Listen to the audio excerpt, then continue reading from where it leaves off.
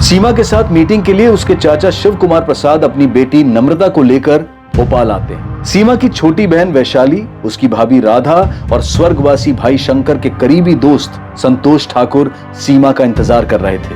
Hello सीमा, कहां पर हो? जहां सीमा नम्रता को हिमांशु कनौजिया से रिश्ते के खिलाफ समझाने वाली थी, लेकिन सीमा नहीं आती।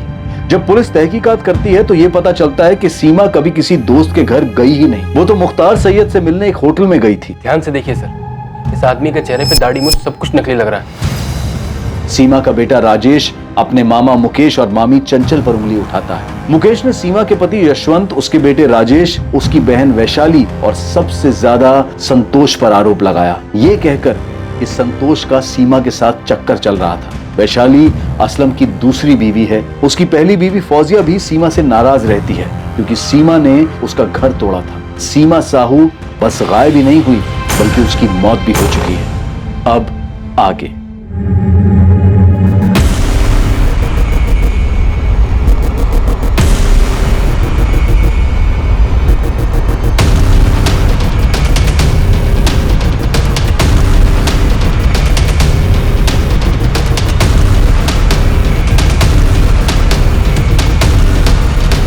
क्या वो एक ही शख्स था जो सीमा से बदले की भावना में इस हद तक चला गया था, या फिर कई लोगों ने मिलकर यह चक्रव्यूह रचा था जिसे पुलिस के लिए सुलझा पाना इतना मुश्किल हो रहा था? सीमा साहू गुरुजी के पास जाया करती थी। क्या गुरुजी के पास सीमा साहू के इस तरह अचानक गायब हो जाने का जवाब था? सीमा एक बहुत ही भली और न्यायप्रिय महिला थी जो अपने परिवार के हर व्यक्ति के बारे में सोचती थी। ऐसे ही होते हैं जिम्मेदार। सीमा के सर पर भी जिम्मेदारी का बड़ा बोझ था। सीमा के भी परिवार में ऐसे बहुत से लोग होंगे जो हर चीज के लिए उसे जिम्मेदार ठहराते होंगे। क्या सीमा ने इस बारे में आपसे कोई जिक्र किया था? सीमा मेरी सभा में हमेशा आया करती थी। यहाँ उसे शांति सी मिलती थी, कभी कभी बातें भी किया करती थी। हाँ, कुछ था उसके मन में जो उसे परेशान कर रहा था। मैं नहीं जानती गुरुजी, लेकिन हाँ मैं ये जानती हूँ कि मैं हर वक्त सही नहीं हो सकती, लेकिन अगर हर किसी को सही निर्णय और सही फैसले के लिए मुझी से उम्मीद है तो मैं क्या कर सकती हूँ? कभी कभी समय को अपना काम करने देना चाहिए सीमा। मैं हर चीज समय पर नहीं छोड़ सकती गुरुजी, और उसमें खास तौर पर जब हर कोई अपनी परेशानी का हल ढूंढने के लिए मेरे ही दरवाजे पर आकर दस्तक दे। देखो सीमा, तुम सबकी परेशानी या उसके हल के लिए जिम्मेदार नहीं हो। क्या तुम अपने दरवाजे पर आने वाले हर एक इंसान को जवाब देना अनिवार्य समझती हो, या क्या तुम अपनी जिम्मेदारी के बोझ के तले इतनी बुरी तरह दब गई हो कि तुम्हें यह लगता है कि हर इंसान को अपनी परेशानी लेकर तुम्हारे दरवाजे पर दस्तक देने आना चाहिए? मैं श्योर नहीं हूँ गुरुजी, लेकिन शायद हाँ, क्योंकि कहीं ना कहीं मैं अपने परिवार के लिए सही डिसीजन लेते रहना चाहती हूँ। आखिर वो लोग मेरे अपने हैं और उन लोगों को मुझसे बहुत उम्मीद है। अगर तुम शांति चाहती हो तो तुम्हें दूसरों की अशांति से दूर रहना होगा। क्या यह अशांति इतनी बुरी थी कि सीमा को घर से भागना पड़ा? जी, सीमा ऐसी नहीं थी। ये तो साफ तौर पर एक मायाजाल नजर आ रहा है। ऐसा कौन हो सकता है जो उसे मुख्तार सैयद के पास भेज सकता है? वो वहां क्यों जा सकती है? किसी जवाब की तलाश में ही गई होगी, ठीक उसी तरह जिस तरह वो यहाँ आई थी। आप सही कह रही, जरूर उसे किसी ने अपने जाल में फंसाया है। सर, मैं आपको पहले ही बता चुका हूँ कि 21 मार्च की सुबह को मेरी और सीमा दीदी की फोन पर क्या बात हुई थी। तुम्हारी और वैशाली की शादी से तुम्हारी पहली बीवी फौजिया काफी नाराज है ना? लेकिन सर, इस बात का सीमा दीदी से क्या नाता? हमें पता चला है कि सीमा की रजामंदी से तुम दोनों की शादी हुई थी, जिससे फौजिया की जिंदगी बर्बाद हो गई। सर, ये बात पूरी तरह से गलत है, बकवास है। मैं वैशाली और फौजिया दोनों का बराबर ख्याल रखता हूँ सर।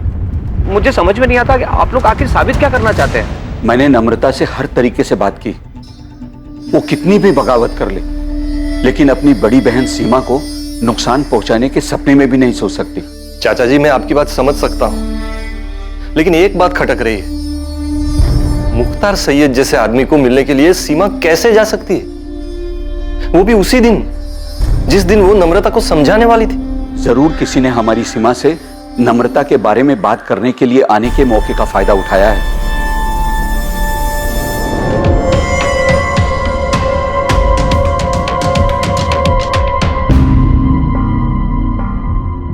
सर, मैं नहीं जानता ये मुख्तार सैयद कौन है। हाँ, अगर ये मुस्लिम है और मैंने सिर्फ पूछा तुम इसे जानते हो या नहीं? नहीं सर, मैं नहीं जानता इसे।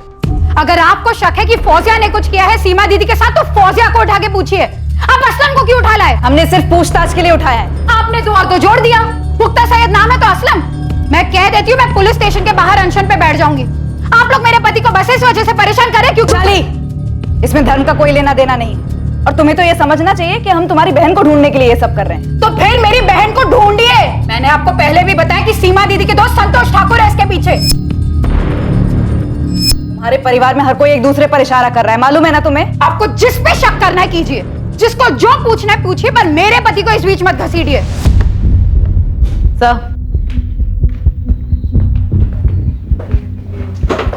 सर, ये वैशाली बहुत हंगामा कर रही है, धमकी दे रही है कि अगर हमने असलम को नहीं छोड़ा तो वो बाहर अनशन पर बैठ जाएगी। चोर की दाढ़ी में तिनका। कह नहीं सकते सर, पर ये सिचुएशन मुश्किल हो सकती है। उसने सीमा के हस्बैंड यशवंत को फोन करके बुला लिया है और बाकी लोगों को भी इकट्ठा कर रही है। ठीक है, उसे बोलो 10 मिनट में असलम को पूछताछ करके छोड़ते हैं। सर,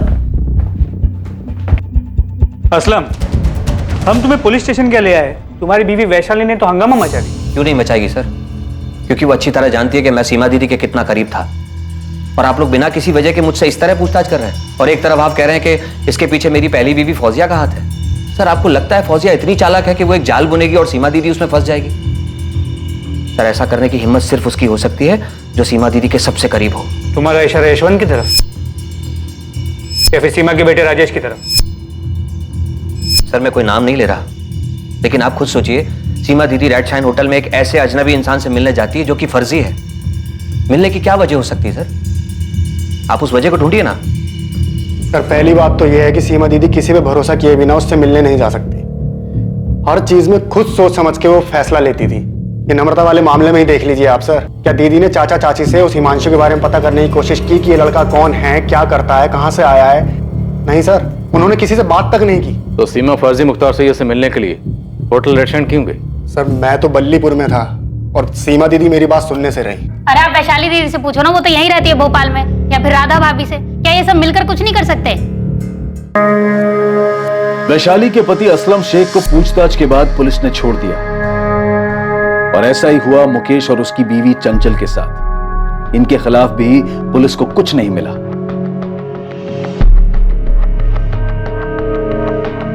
पुलिस ने हर उस शख्स के फोन रिकॉर्ड चेक कर लिए थे जो सीमा साहू के करीब था। सीमा साहू के पति और उसके बेटे ने अखबारों में इश्तिहार दिया जिसमें सीमा साहू को ढूंढने वालों के लिए इनाम घोषित किया गया था। सर, शक के घेरे में जितने भी लोग थे सबके कॉल रिकॉर्ड्स चेक कर लिए, लेकिन किसी के भी कॉल रिकॉर्ड्स में से कुछ भी नहीं मिला है। मालती, ऐसा कैसे हो सकता है? एक भी कॉल ऐसी नहीं है जिससे ये लगे कि सीमा साहू को फंसाया जा रहा है। नहीं सर, सीमा के पति यशवंत और उसके बेटे राजेश के कॉल रिकॉर्ड्स भी चेक किए, ये सोचकर कि शायद कोई पर्सनल एंगल होगा, लेकिन किसी से भी कोई भी सुराग हाथ नहीं लगा है। तो फिर मामला है कहां? सीमा के पति यशवंत ने सीमा की तस्वीर अखबार में छपवाई, लेकिन सीमा का कोई अता पता नहीं। अभी तक कोई सामने नहीं आया। सर, ये हाथी चौक में मैं इतने दिन से जितने भी रिक्शे वाले और प्राइवेट टैक्सी वाले हैं सबको ये फोटो दिखा के घूम रहा हूँ, पर ये सीमा साहू किसी भी पब्लिक ट्रांसपोर्ट से होटल रेड साइन तो आई नहीं है। कोई तो है जो उसे लेके आया है यहाँ। इस मुख्तार सैयद का कुछ पता चला? साहब, इस फोटो से तो कोई भी इसे पहचान नहीं रहा। आपके साइबर सेल से इसके बिना मुझ दाढ़ी वाली फोटो आने वाली थी ना, वो कल तक आ जाए। सीमा ने कोई पब्लिक ट्रांसपोर्ट नहीं लिया, तो जरूर उसका कोई अपना ही उसे होटल रेड शाइन होटल लेकर गया, और ये सब कुछ बड़ी सोची समझी साजिश के तहत किया गया। तो ये जो भी है बहुत शातिर है, खुद तो अंदर गया नहीं और सीमा को अकेले अंदर भेज दिया। मैं थोड़ी देर में आती हूँ।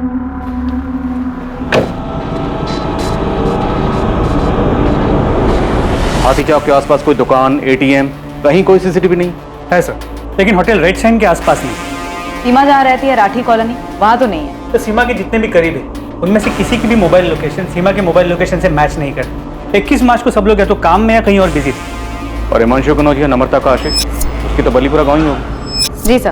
और असलम शेख? असलम शेख अपने गांव महबूब नगर में ही था, उसका वहीं का लोकेशन आया। जैसा कि हमको पहले लगा था, अब तो ये और भी मुश्किल है कि सीमा को इतने दिनों तक बंदी बनाकर रखा गया हो। लेकिन अगर सीमा के साथ कुछ और भी हुआ तो कहाँ हुआ, कैसे हुआ, किसने किया? सर, ये सारे परिवार वाले एक दूसरे की ओर इशारा कर रहे हैं। हो सकता है सीमा से इन सबको कोई ना कोई शिकवा रहा होगा। पॉसिबिलिटी है कि सीमा ने अपने परिवार के अलावा भी किसी और की जिंदगी में भी दखलंदाजी की होगी।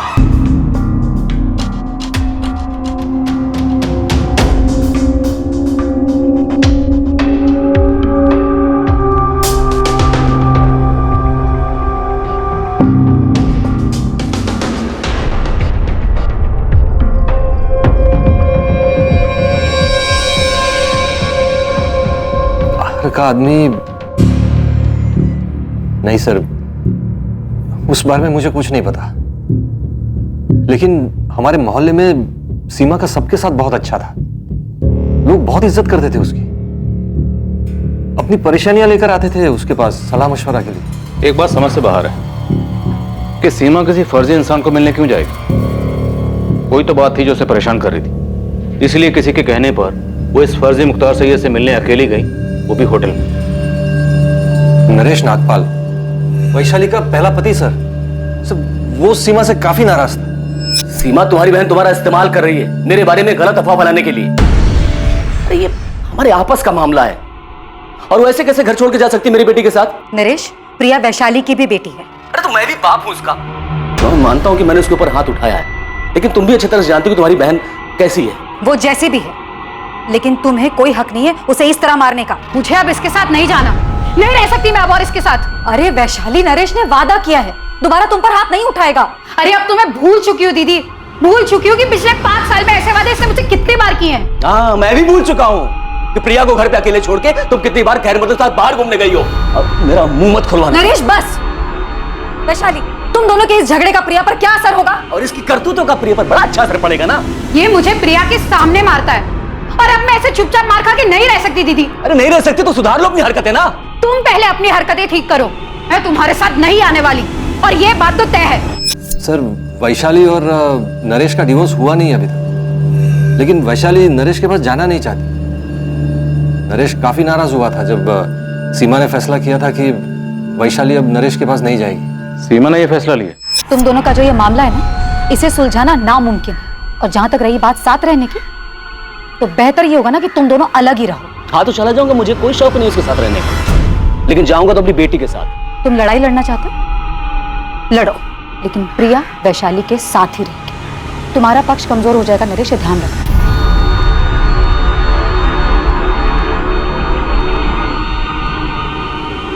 सीमा, मेरी एक बात याद रखना, ये बहुत महंगा पड़ेगा।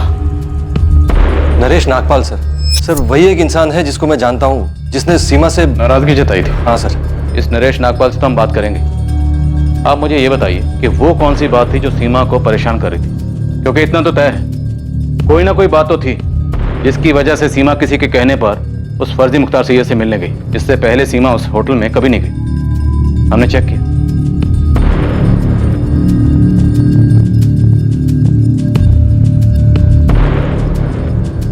एक जवान आदमी बूढ़े के भेष में सीमा साहू से मिलता है, कहीं ये कोई हिस्ट्री शीटर तो नहीं? सर, हिस्ट्री शीटर्स को तो काफी खंगाला है।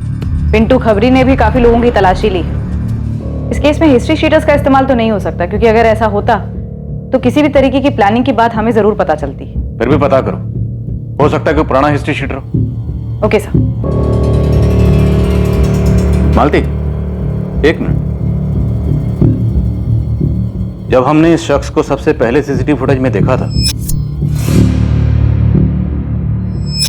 तब सीमा के बेटे राजेश ने सबसे पहले ये पॉइंट आउट किया था कि इसकी मूछ, दाढ़ी और विग नकली है। ध्यान से देखिए सर, इस आदमी के चेहरे पे दाढ़ी मूछ सब कुछ नकली लग रहा है। सर, ये तो कोई ढोंगी है। तो क्या राजेश को पहले से पता था कि असली नहीं, नकली?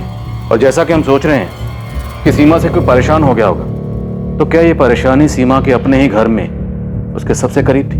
सीमा का बेटा राजेश, सर उससे पूछताछ करनी चाहिए।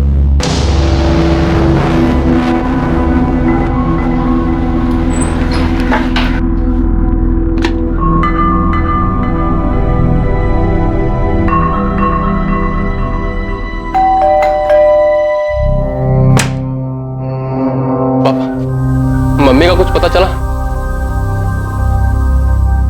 सीमा साहू की मौत हो चुकी थी, और उसकी मौत को छुपाने के लिए उसकी डेड बॉडी को दीवार में चुनवा दिया गया था। और सीमा की मौत का संबंध निश्चित रूप से परिवार पे उसके नियंत्रण से था। 21 मार्च को सीमा साहू को एक ऐसे जाल में फंसाया गया जो सीमा की परेशानियों का अंत करने के झूठे प्रस्ताव के रूप में उसके सामने आया। क्या सीमा की यह परेशानी उसके बेटे राजेश को लेकर थी, या यह परेशानी वैशाली के पहले पति नरेश नागपाल से जुड़ी हुई थी? तूने सीमा को धमकी दी थी नरेश कि उसे बहुत महंगा पड़ेगा। अब बहुत महंगा पड़ेगा कहना मतलब ये थोड़ी है कि मैं उसे मार देता। मार ही देते मतलब सीमा मर चुकी है। अब आपको जो समझना है आप समझिए। मैं आपसे पहले ही बता चुका हूं कि मेरा कोई लेना देना नहीं है इस चीज से। पर दर्द है तो सिर्फ इस बात का कि मैंने अपनी बेटी प्रिया को खो दिया, लेकिन उस चीज को मैं मन ही मन पी गया। अब सीमा को मार के या उसे गायब करके मैं कौन सा अपने घाव पे मरहम लगा लेता। वो तो खुद ही हताश थी। हताश क्यों? अब आपको क्या बताऊं साहब, वैशाली ने क्या हरकत की थी।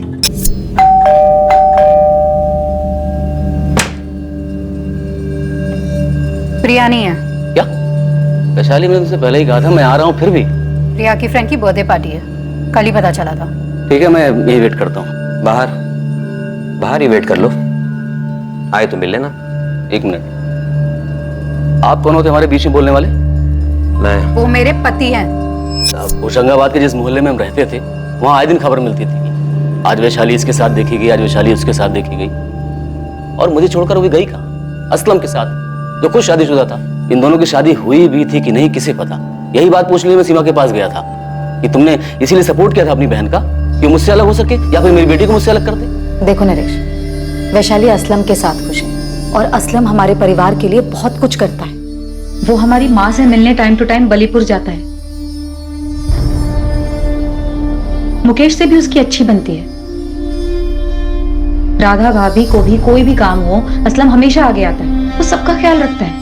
लेकिन क्या उसका पहले से शादीशुदा होना सही है? उसकी बीवी है, बच्चे हैं, फिर भी तुमने उसे वैशाली के पति के रूप में एक्सेप्ट कर लिया। मैंने कहा ना तुमसे, वैशाली असलम के साथ खुश है। उसने पहले मेरी जिंदगी उजाड़ी और तुमने उजाड़ने दी। अब वो असलम की जिंदगी उजाड़ रही है और तुम कुछ नहीं बोल रही। तुम्हें पता है तुम कितनी गलत हो? जिस आदमी को तुम अपने परिवार का हिस्सा बता रही हो ना, मेरा शौहर है वो। अरे तुम लोगों ने मिलकर मेरी जिंदगी बर्बाद कर दी। फौजिया, पहले शांत हो जा। और असलम से ना मैंने नहीं कहा था जाकर वैशाली से प्यार मोहब्बत करे, ठीक है? असलम मेरा शौहर है, मेरे बच्चे का बाप, और आप लोगों ने मिलकर मेरी जिंदगी बर्बाद करने की ना साजिश की है। बद्दुआ देती हूँ आप लोगों को। जैसे मेरी जिंदगी बर्बाद हुई है ना सीमा, एक दिन तुम्हारी भी जिंदगी ऐसे ही बर्बाद होगी, देख लेना तुम। देखो नरेश, मैंने ना तुम्हारा घर उजाड़ा है और ना ही असलम का। कभी वैशाली से मैंने ये नहीं कहा कि वो तुम्हें छोड़ दे, और ना ही कभी मैंने ये कहा है उससे कि वो जाकर असलम के साथ रहे। सीमा, याद रखना, जुर्म करने वाले का साथ देने वाला भी उतना ही बड़ा गुनहगार होता है। नरेश, बस बहुत हुआ। तुम एक काम करो, जाकर वैशाली से अपनी प्रॉब्लम सुलझाओ। अरे थक गई तुम लोग की बातें सुन सुनकर। अच्छा, ये बात तुम्हें पहले सोचनी चाहिए थी कि ये मेरे और वैशाली के बीच का मामला है और हमारे बीच में हमारी बेटी थी। सीमा, तुम्हें हमारे मामले में दखल देना ही नहीं चाहिए था। सर, अब सीमा को मार के और उसे गायब करके मेरी बिखरी जिंदगी तो वापस नहीं मिलने वाली ना। सीमा को दूसरों की जिंदगी में दखल देने की और बिना जरूरत के फैसला लेने की आदत थी। अब उसकी इस बात पे कोई खफा हो गया होगा, किसी को इतना गुस्सा आया होगा कि, लेकिन साहब मैं वो आदमी नहीं। ये तुम क्या कर रहे हो मुकेश? हर महीने राधा भाभी को जो पैसे भेजते हैं वही भेज रहा हूँ। और नहीं भेजोगे तो क्या वो मर जाएंगी? अरे लेकिन चंचल, हम हर महीने उनको देते हैं। हर महीने जबरदस्ती भेजते थे सीमा दीदी के कहने पर, और अब तो सीमा दीदी नहीं है। कब कल आएगी मुकेश? पैसे भेजने की कोई जरूरत नहीं है, फोन ही मत उठाओ राधा भाभी का, वो खुद ही समझ जाएंगी। मुकेश अब फोन ही नहीं उठा रहा है वैशाली।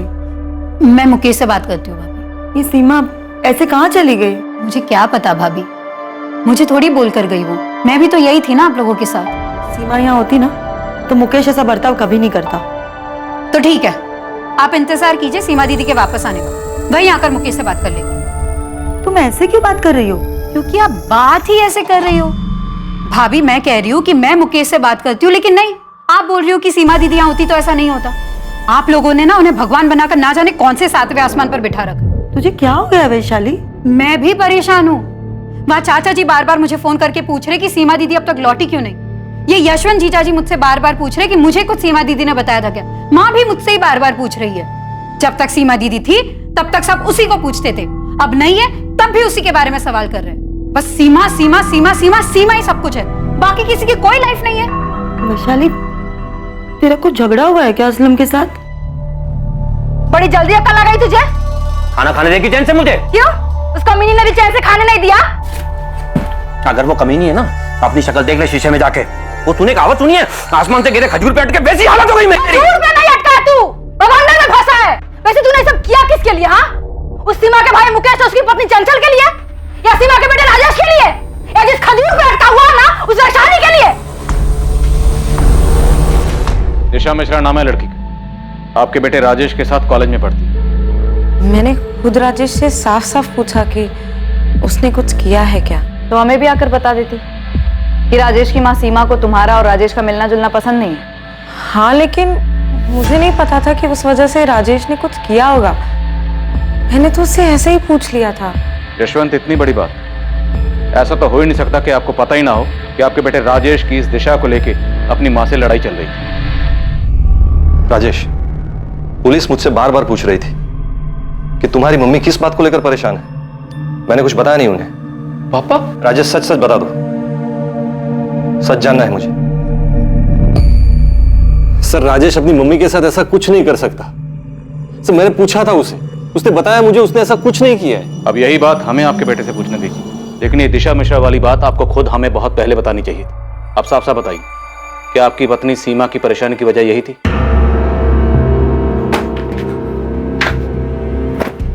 अरे क्यों भाग रहे हो यहाँ से? बताना पड़ेगा तुम्हें असलम, क्या किया तुमने, किसके कहने पे किया है? फौजिया, तुम पहले फरीद को लेकर आओ, हमारे पास बहुत वक्त है, आराम से बात कर लेंगे बाद में। तुम अभी लेके आओ पहले उसे, जाओ तुम। हाँ, थी अनबन राजेश और उसकी मम्मी के बीच दिशा को लेकर, लेकिन राजेश ऐसा कुछ नहीं कर सकता। सर, राजेश जो भी है अपनी मम्मी से, हमें शुरू से यही शक कि सीमा का कोई करीबी ही उसे उस फर्जी मुख्तार सैयद से मिलवाने के लिए होटल रेड शाइन लेकर गया। यशवंत, क्या वो अपने बेटे राजेश के लिए वहां गई थी? सर, मुझे नहीं पता सीमा क्यों गई थी, लेकिन हाँ सर, वो राजेश को लेकर परेशान थी। मुझे अपनी जिंदगी में क्या करना है ये मैं खुद डिसाइड कर सकता हूँ। राजेश, अपनी आवाज नीचे करो। तो आपको अपनी आवाज उठा लेनी चाहिए थी। राजेश, तुम बस करो मम्मी, बहुत हो गया। यहाँ सब आपके गुलाम नहीं है। तेरा ना दिमाग खराब हो गया है। अरे अभी तू फर्स्ट ईयर में, पूरी जिंदगी पड़ी है तेरी। इस तरह लड़की के पीछे ना अभी पागल मत बन तू, समझा? तेरी मम्मी कौन सा तुझे उस लड़के के साथ दोस्ती तोड़ने को बोल रही है? तो क्या नाटक लगा रखा है? अब भी कभी शादी करनी है? 18 साल के हो तुम लोग। उस लड़की के माँ बाप क्या तुझे? उसके माँ बाप मम्मी की तरह नहीं है, जिन्हें लगता है कि सिर्फ वो ही सबकी जिंदगी के फैसले ले सकती है। अगर तू अपनी भलाई सोच सकता ना तो आज अपने माँ बाप के बारे में ना ये बात नहीं करता। माँ बाप नहीं मम्मी, सिर्फ माँ। मैं पापा के बारे में कभी ऐसा नहीं बोल सकता, क्योंकि वो कभी दूसरे की जिंदगी में दखल नहीं देते। तुम देती हो, मैंने देखा है। तुम सबके साथ बुरा बर्ताव करती हो। किस तरह वैशाली मौसी और मुकेश मामा को तुम नीचा दिखाती हो। तुम खुद को भगवान मानती हो। बस राधा चाची तुमसे वफादार है, क्योंकि तुम उन पर तरस खाती हो, वरना कोई तुम्हारी दिल से इज्जत नहीं करता, क्योंकि तुम खुद को भगवान मानकर सबकी जिंदगियों के फैसले लेती हो। लेकिन तुम मेरी जिंदगी की भगवान नहीं बन सकती, और मेरे लिए तो बिल्कुल भी नहीं। जाओ दूसरों की जिंदगी पर राज करो। मैं तुम्हें अपनी जिंदगी के फैसले का मोहताज नहीं बना सकता। हाँ सर, मेरी माँ स्वभाव की स्ट्रांग थी, वो सबकी जिंदगी के फैसले लेती थी। जरूरत ना पड़ने पर भी वो दूसरे की जिंदगी में दखल देती थी। ये आदमी कौन है राजेश? मुझे नहीं पता। सबसे पहले तुम्ही ने पॉइंट आउट किया था कि मुख्तार सैयद की दाढ़ी मूछें नकली है।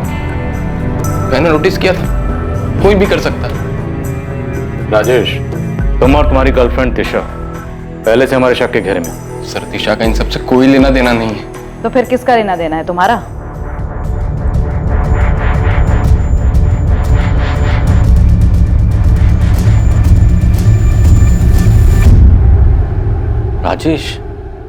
राजेश ने किया ये? राजेश को पुलिस कस्टडी में ले चुकी है, लेकिन उसने अब तक कुछ बताया नहीं। The number you have called is currently switched off.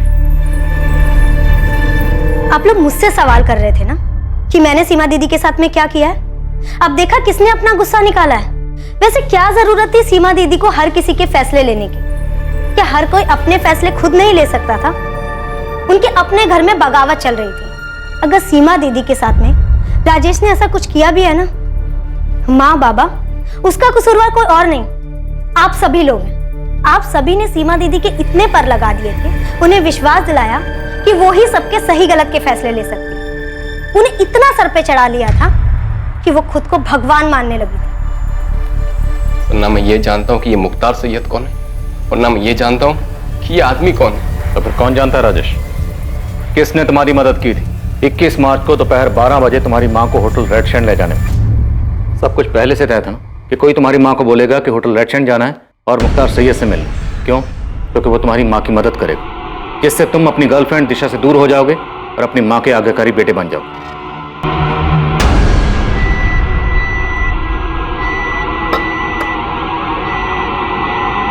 ये जो बुरी ताकतें हैं सीमा, हमें उन पर काबू पाना है। जो तुम्हारे मंसूबे पर बुरी नजर डाल रहे हैं, उन बुरी नजरों को हमें दूर करना है। लो,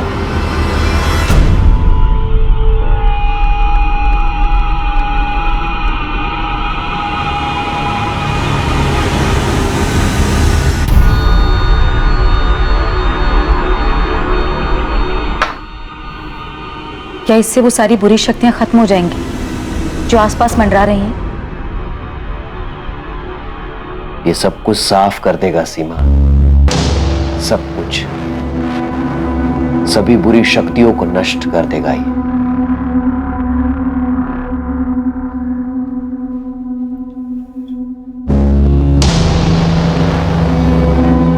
ये तावीज मैं अपने बेटे को दूंगी ना, तो वो इसे कभी नहीं पहनेगा। वो मुझसे नाराज है, वो मेरी बात नहीं मानेगा। उसे लगता है कि मैं उसकी दुश्मन हूं। ये उसे पहनने के लिए मत बोलना, उसके बैग में एक छोटा सा पॉकेट बनाकर उसमें रख देना। ये अपना काम करना शुरू कर देगा और धीरे धीरे वो संभल जाएगा। मेरी किसी ने मदद नहीं की सर, किसी ने भी नहीं। हाँ, मैं बात नहीं कर रहा था मम्मी से, नाराज था मैं उनसे, लेकिन मैंने नहीं मारा उनको। मारा? मतलब हमारा शक सही था? उनकी मौत हो चुकी? सर, 2 हफ्तों से ज्यादा हो गए। मम्मी खुद से घर से जाने वालों में से नहीं है। क्यों जाती वो? इतना पावर था उनके पास, सब उनके इशारों पे चलते थे। राजेश, तुम्हारी माँ तुम्हारे परिवार की ताकत थी, जो दूसरों के दुख दर्द में उनका साथ देती थी, दूसरों की मुश्किलों को हल करती थी, दूसरों के फैसले लेती थी। हाँ, हो सकता है कुछ फैसले उन्होंने गलत लिए, पर इससे किसी को उनको मारने का हक नहीं मिल जाता। मैंने नहीं मारा अपनी मम्मी को, नहीं मारा है मैंने। हो सकता है मेरी वजह से वो बहुत तकलीफ में थी, मेरी कोई बात बहुत ज्यादा बुरी लगी होगी उन्हें, लेकिन मैं क्यों मारूंगा अपनी मम्मी को? 21 मार्च को होटल रेड शाइन कौन ले गया था उन्हें? घर का ही कोई आदमी था जो तुम्हारी मदद कर रहा था। 21 मार्च को सुबह 8 बजे असलम शेख ने फोन किया था तुम्हारी मम्मी को। तुमने 21 मार्च की सुबह सीमा से बात की, जिस दिन वो लापता हुई। जी जी जी, बात की थी हमने। राजेश, क्या वो आदमी असलम शेख था? मुझे नहीं पता, मैंने नहीं मारा अपनी मम्मी को sir. I really miss her.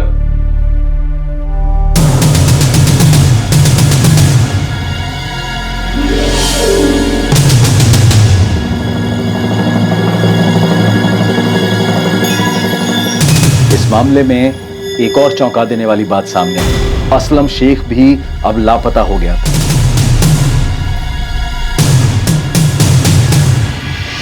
मैं खुद असलम को फोन लगा रही हूँ, कल से उसका फोन बंद आ रहा है। कहाँ भाग गया वो? उधर हम राजेश तक पहुँचते हैं और इधर असलम भाग जाता है। मुझे भी नहीं पता, मैं खुद उस तक पहुँचने की कोशिश कर रही हूँ। उसका छोटा भाई शमशेर भी नहीं जानता कि असलम चला कहाँ गया है। सर, आप क्या ढूंढ रहे हैं सर? अंदर के कबाड़ भी खाली है, लगता है दोनों भाग गए, असलम और फौजिया। कहाँ गए दोनों? सर नहीं पता सर, महबूब नगर में अम्मी अब्बू को भी फोन किया था सर, वहां पे भी नहीं है। देख, इतना तो साफ है कि ये सब कुछ असलम का किया था। अगर जल्द हाथ नहीं लगा ना, बुरा फंसेगा। अब ये बात पूरे परिवार को पता चल चुकी थी कि सीमा के साथ हुई इस वारदात में असलम शेख का ही हाथ था। और उनके लिए और भी चौंकाने वाली बात यह थी कि सीमा का बेटा राजेश खुद एक संदिग्ध था। शायद अपनी मां को फंसाने की साजिश में असलम शेख से मिला हुआ था। सीमा को पहले जाल में फंसाना, फिर उसकी हत्या कर देना, यह साजिश अब साफ होती जा रही थी। लेकिन असलम तक पहुंच पाना और यह साबित कर पाना कि इसमें राजेश का भी हाथ है, अब भी बहुत मुश्किल नजर आ रहा था। क्या सच में राजेश का अपनी मां की हत्या में हाथ था? बड़ी थी वो, तुम सबसे बड़ी। तुम्हारे पापा के गुजर जाने के बाद मैं बिल्कुल टूट गई थी। मुझे खुद समझ में नहीं आ रहा था कि इतनी सारी जिम्मेदारियां मैं कैसे संभालूंगी। तब सीमा ने आगे बढ़कर सब कुछ संभाला था। वो भी कह सकती थी कि उसका अपना परिवार है जिसे उसको संभालना है। ये परेशानियां, ये जिम्मेदारियां उसकी नहीं है, पर उसने जो किया सिर्फ तुम लोगों के लिए किया, एक हक के साथ कि ये परिवार उसका है।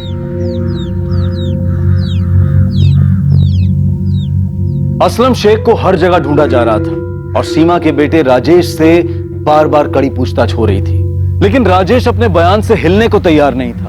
वो ये मानने को तैयार नहीं था कि उसकी मां की हत्या में उसका कोई हाथ है, और सच्चाई भी यही थी कि राजेश का अपनी मां को फंसाने और उसकी हत्या में कोई हाथ नहीं था। सर, ये असलम शेख जहां भी जा सकता है, दोस्त, रिश्तेदार, उन सबके घर के आसपास खबरियों को तैनात कर दिया। और अभी तक उसका कुछ पता नहीं चला? नहीं सर। दिनेश, ऐसे कहां गायब हो गया वो? सर, मुझे लगता है कि असलम को पता चल गया था कि हम इस केस को सुलझाने के काफी करीब आए। सर, राजेश से 15वीं बार पूछताछ कर चुके हैं। वो अपने बयान पर डटा हुआ है और उसके खिलाफ हमें कोई सबूत भी नहीं मिला है। सर, आई फील राजेश इस केस में इन्वॉल्व नहीं है। क्यों? सर, इतना तो पक्का हो गया कि असलम शेख इसमें इन्वॉल्व है, लेकिन असलम राजेश के लिए ये सब क्यों करेगा? सर, आई मीन असलम को कोई तो फायदा होना चाहिए। राजेश असलम को ऐसे क्या दे सकता है कि असलम राजेश के लिए ये करे? अगर फायदे की बात है तो फिर मुकेश हो सकता है। उसकी पुश्तैनी घर और जमीन सीमा उसे बेचने नहीं दे रही थी।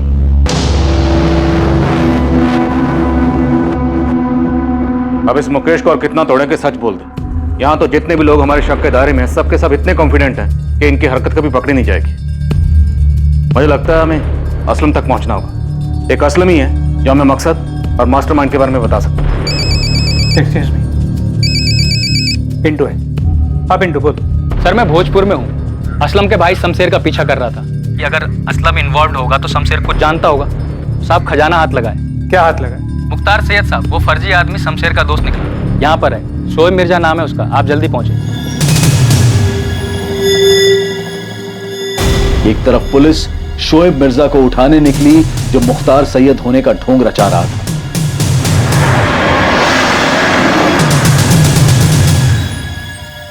और दूसरी तरफ पुलिस ने असलम शेख के छोटे भाई शमशेर को उठाया। आइए साहब, ये वाला सामने वाला घर है।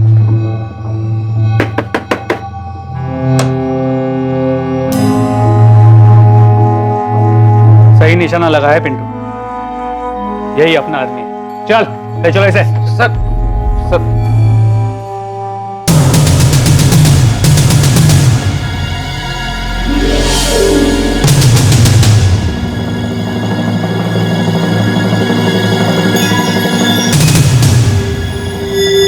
माशाअल्लाह, सही लग रहे हो शोएब। शुक्रिया असलम मियां। मस्त, एकदम मस्त एक्टर हो गया तू। हाथ तोड़ो या पैर तोड़ो शमशेर? कुछ मत कीजिए साहब, मैं सब बताता हूँ साहब। मैंने तो सिर्फ असलम भाई की मदद की। इस मदद की कोई खास वजह नहीं पता साहब, लेकिन असलम भाई सीमा दीदी को मारना चाहते थे और सारा प्लान भी असलम भाई ने बनाया और सब कुछ उन्होंने सेट किया साहब। और असलम भाई ने जो जो कहा हमने वही किया साहब। बिल्कुल सही इलाज लेके आया हूँ राजेश के लिए। मैं भी इनमें मानता हूँ, बहुत अच्छे से मानता हूँ। मुझे यकीन है राजेश एक दिन सही रास्ते पे आ जाएगा। अच्छा, तो कब मिल सकती हूँ मैं मुख्तार भाई से? आप आज ही मिल लीजिए। देखिए, मैं तो गांव जा रहा हूँ, शमशेर आपको मिल जाएगा, वो आपको पहुंचा देगा। और मुख्तार भाई होटल रेड शाइन में आने वाले हैं लोगों से मिलने के लिए, आप भी चले जाइए। ठीक है। शमशेर जी, 12 बजे पहुंच जाना। सीमा दीदी को बोला है, और गाड़ी कॉलोनी के कॉर्नर पे खड़ी कर देना। किसी भी कीमत पर होटल के अंदर मत जाना, सीसीटीवी कैमरे लगे हैं। उनको कुछ भी बोलना, कहना इंपॉर्टेंट फोन कॉल्स हैं मेरे। ठीक है भाई। जा तैयारी कर।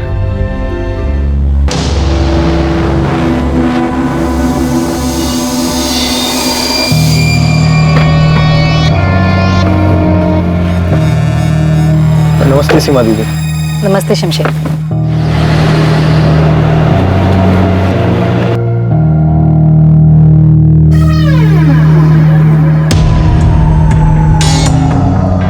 दीदी आप होटल जाकर आ जाइए।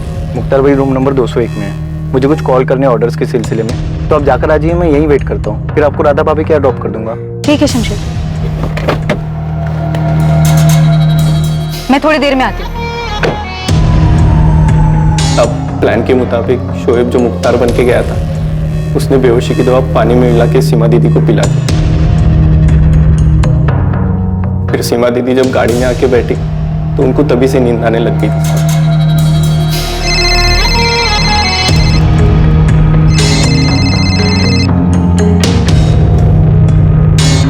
हाँ संतोष, हेलो सीमा, कहाँ पर हो? तुम लोग वेट कर रहे हैं तुम्हारा। मैं पहुंच रही हूँ। वो एक सहेली के घर पे कुछ काम था, वो काम खत्म करके बस आ रही हूँ। कहाँ पर हो तुम? हाँ संतोष, मैं आ रही हूँ, रास्ते में ही हूँ मैं तुम।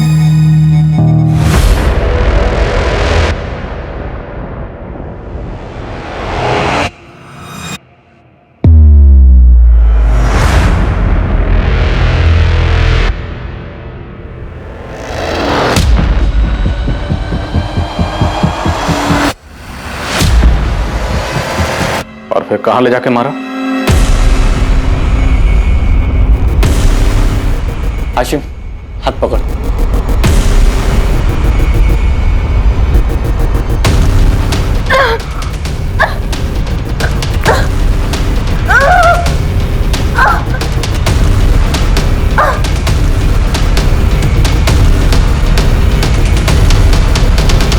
बॉडी कहाँ है शमशेर?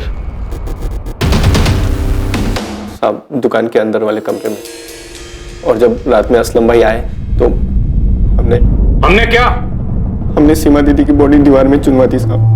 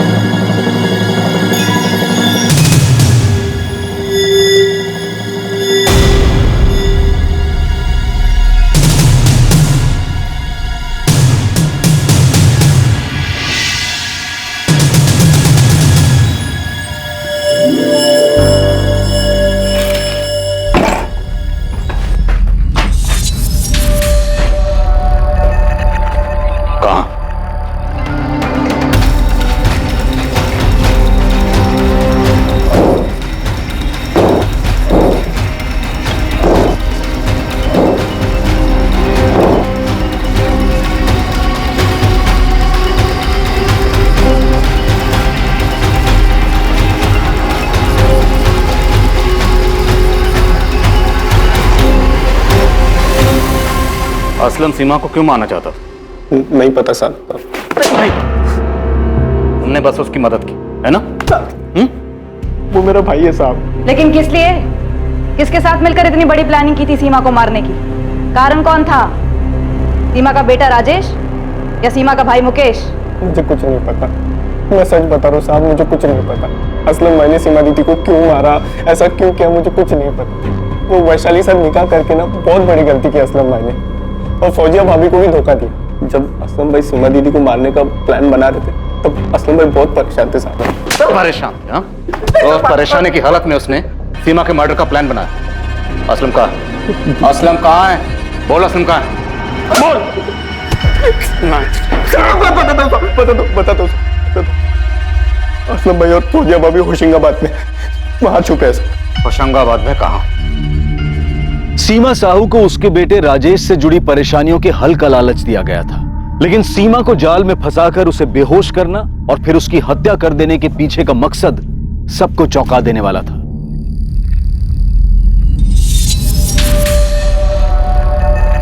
सीमा की बॉडी बुरी तरह से डिकम्पोज हो चुकी है।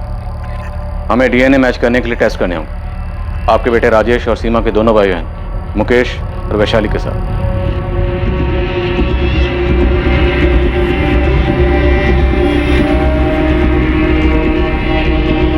दीदी की डेड बॉडी भी ली है माँ। उन्होंने मुझे बुलाया डीएनए सैंपल्स के लिए। और वो असलम शेख, वो पकड़ा गया कि नहीं? उन्हें पता चल चुका है कि वो कहाँ छुपा है। सीमा, मेरे बच्चे।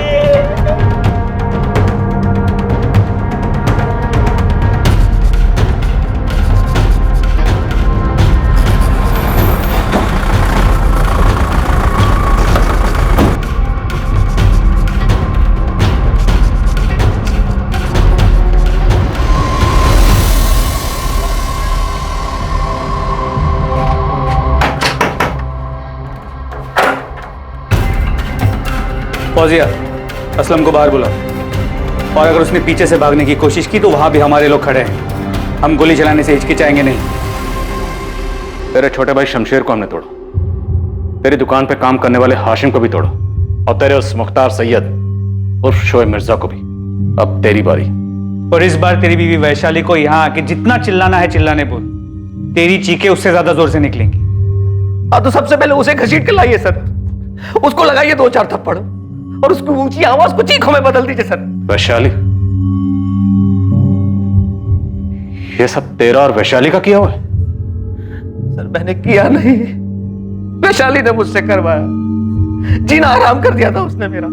शमशेर सही कहता था कि वैशाली से निकाह करके मैंने अपनी जिंदगी जहन्नुम बना ली। वही मारनी चाहती थी अपनी बड़ी बहन सीमा को, उसी ने मुझसे ये सब करवाया। तू मुझे धमकी दे रही है वैशाली?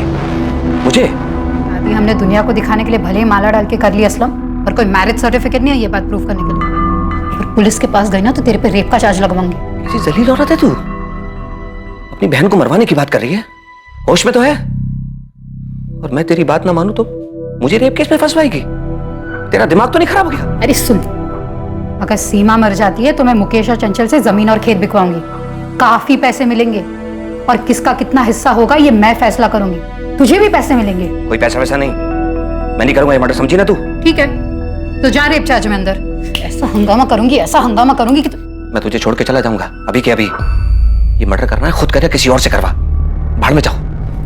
मर्डर करेगा तू असलम, कोई और नहीं। तुझे कोई नुकसान नहीं होगा, वरना मैं तुझे पूरा बर्बाद कर दूंगी। दिमाग खराब हो गया था मेरा, उसने जीना हराम कर दिया था मेरा। रोज धमकी, ये चार्ज लगवा दूंगी, वो चार्ज लगवा दूंगी। मेरे पास कोई रास्ता ही नहीं छोड़ा उसने सर, मजबूरी में मुझे ये सब करना पड़ा।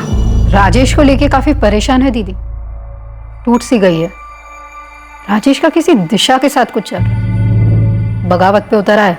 मुझे करना क्या होगा? दीदी तुझे मानती है, इतना तो मैंने तुझे मेरे घर में घुसा ही दिया है। बस एक ऐसे इंसान का इंतजाम कर जो दीदी को छुटकारा देगा। अपने बेटे राजेश पे मंडरा रहे इस बगावत के साए से, कोई भरोसे वाला आदमी। बाकी मैंने तुझे बता ही दिया है कि क्या करना है। मेरे दिमाग ने काम करना बंद कर दिया था सर, उसके कहने पर मैंने सीमा को मार दिया। मैं जानता था मेरे इस गुनाह की सजा मुझे भुगतनी पड़ेगी। मुझसे बर्दाश्त नहीं हुआ और मैं वहां से भाग गया, क्योंकि मैं वैशाली के साथ एक पल भी नहीं जी सकता। उसने मुझसे उस औरत का कत्ल करवा दिया जिसने जिंदगी में मेरा कुछ भी नहीं बिगाड़ा था, कुछ भी नहीं। पुलिस मुकेश के पीछे, संतोष के पीछे, फिर राजेश के पीछे, सबके पीछे दौड़ते रहे, पर तुझ तक कभी नहीं आएगी असलम। देखा ना, तुझे पुलिस स्टेशन बुलाया था तो मैंने कैसा हंगामा किया। क्या हासिल हुआ? क्या हासिल हुआ सीमा को मारकर? वो सब कुछ जो उसके रहते नहीं मिलता असलम, सब कुछ। आजा बेटा प्रिया, तेरे कपड़े अंदर हैं, जाकर चेंज कर ले। मेरे कपड़े इधर है तो मम्मी किधर है? मम्मी वो भी थोड़ी देर में आ जाएगी प्रिया। अब हाँ, तुम जाकर चेंज कर लो। हाँ बेटा। इसको बताया नहीं है कि वैशाली बुआ को अरेस्ट किया है। पता नहीं, इसे कैसे बताएंगे? बताना तो पड़ेगा अम्मा। सर असलम झूठ बोल रहा होगा, वो वैशाली को फंसा रहा है। वो नहीं यशवंत, वैशाली हमारे साथ चुपचाप चली है और अभी उसके साथ पूछताछ चल रही है, और ऐसा बिल्कुल भी नहीं लग रहा कि वैशाली को फंसाया जा रहा है। जलन, पैसा, खेत और गांव वाले घर से पैसा, सिर्फ इतना सा कारण था तुम्हारे पास? तुम्हें क्या लगा था कि हम सच्चाई तक कभी नहीं पहुंच पाएंगे, सीमा की बॉडी तक नहीं पहुंच पाएंगे? ये बेवकूफ असलम भागता नहीं तो कैसे पहुंचते आप? तो असलम बेवकूफ निकला और तुम शातिर थी, पर तुम सिर्फ शातिर थी जुर्म करने के लिए, और शायद घर में तुम्हें कोई पूछता भी नहीं था। इसी बात का तुम्हें गुस्सा था, खेद था, शिकवा था, है ना? हाँ था। तो सीमा को मार के अब सब तुम्हें उसका दर्जा देने लगेंगे, नहीं? दे या ना दे, उसका हुक्म चलना तो बंद हो गया ना, उसका भगवान बनना तो बंद हो गया ना। अब कोई उससे हर बात नहीं पूछेगा। बस इतनी सी प्रॉब्लम थी तुम्हें कि सीमा को सब मानते थे, तुम्हें कोई नहीं पूछता था? इतनी सी नहीं, बहुत ज्यादा प्रॉब्लम थी। मैं उससे सिर्फ 3 साल छोटी थी, कोई बच्ची नहीं हूं मैं। पर घर बेचना हो, खेत बेचना हो, किसको कितना मिलना चाहिए, किसको क्या करना चाहिए, क्या नहीं करना चाहिए, सबसे सिर्फ उसी को पूछते थे। वही सारे फैसले लेती थी, वही सब कुछ चलाती थी। तो मार दिया मैंने उसे, लेकिन आपने देख लिया होगा घर में सबको प्रॉब्लम थी उसके भगवान बन के बैठे रहने से।